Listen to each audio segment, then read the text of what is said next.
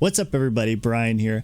Today I had a great sales day at $366.69. This was split between 9 items. When I make these videos, I don't want anyone to think I'm doing this to brag or anything like that. I am just very excited and I want to be able to share with everybody what sold so you can pick up these items when you find them at thrift stores or garage sales or wherever. Now, if you were to look up these items, it may say that some of these items sold the next day. That's because they sold overnight, so I still consider them the day before in the same day, even though they just sold after 12 p.m. So none of these sold today. They sold yesterday or overnight. So there's like 3 of them that sold overnight that are going to say that they sold for the next day. So keep that in mind. All right, the first item is this English Laundry black label shirt. English Laundry does pretty well for me generally, but I think what really did it was the black label version of this shirt. Just had a lot of extras to it and it was in very good condition. I mean, it looked never worn. This item sold for $32, and I think just the fact that it was 2XL, it was black label, it was in great condition, all those things just kind of add up and allowed me to get $32 for that item. Generally, if I'm going to sell just the regular English Laundry items, I'll get like 25 bucks for them. Next up is this LL Bean brown flannel shirt. It was a large tall size. The tall sizes generally demand a little bit more money, and this thing was just in perfect condition. The brown color was a really good color. Some browns are kind of ugly. This was a very good brown color. I feel like it was just a style that's always going to be in, you know. So I think those kind of things played into it. So sold for $33. So very happy with that.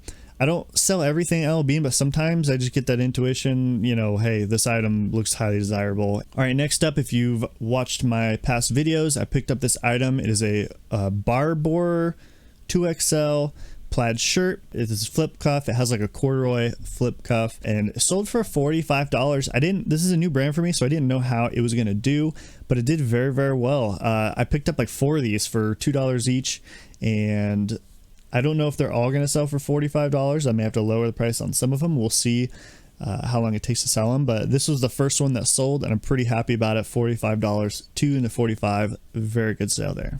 Next up is this Lululemon pink top.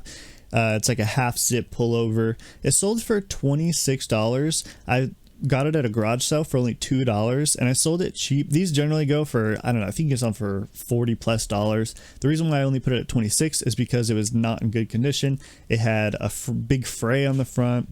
It had a dirt on the sleeves that were like stained on there. So it wasn't in the best condition, and it sold in, I think, like 2 days for $26. So anything that has flaws, I like to just put it for cheap, get it out of my store. I don't want to keep items in my store that aren't in very good condition. I like to have a store of really quality items. So anytime I pick up anything that is not in good condition, I try to just lower the price tremendously and just move it out of my store. This next item is a Rainspooner USC Trojan shirt.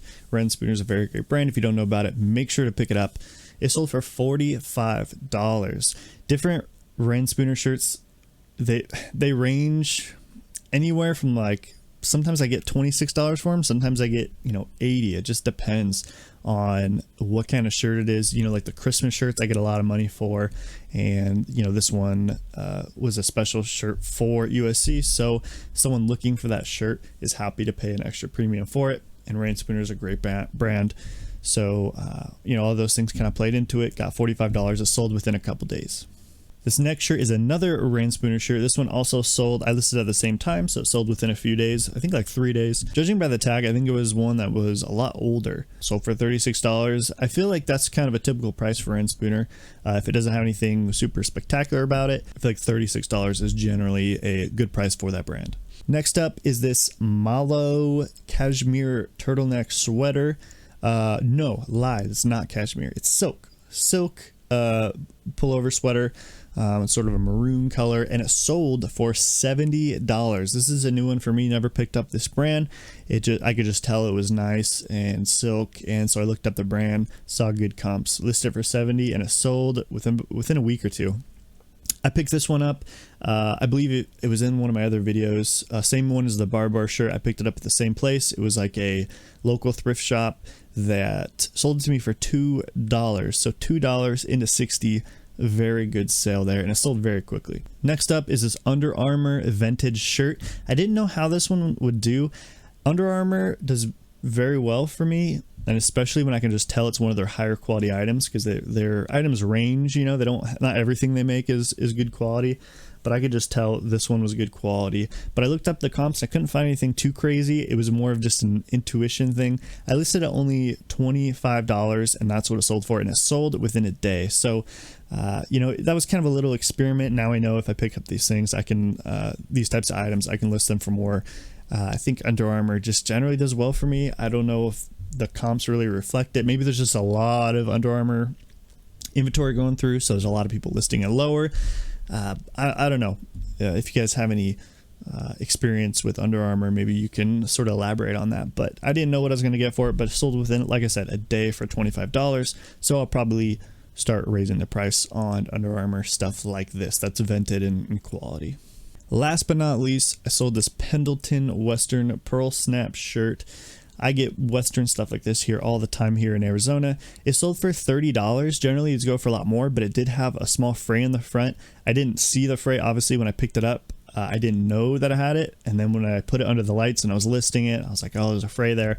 Obviously, it wasn't anything huge. Otherwise, I probably would have noticed it when I was picking it up, but it was there, so I just put some scissors, you know, pointing to the fray in the picture, and it sold within a day still for $30. That is the power of Pendleton. Okay, so it is 100% wool.